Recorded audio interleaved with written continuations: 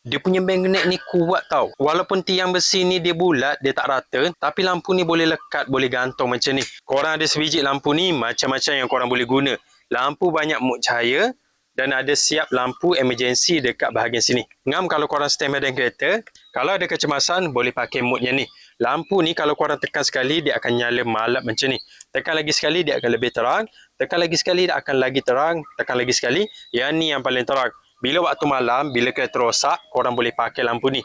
Dia ada banyak temperature warna.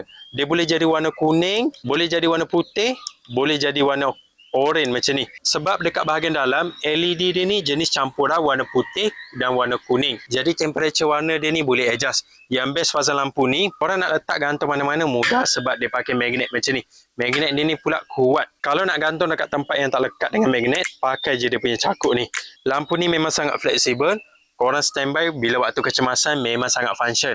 Korang boleh check lampu ni dekat link video. Yang ni memang baloi, walaupun kecil tapi cahaya dia ni terang.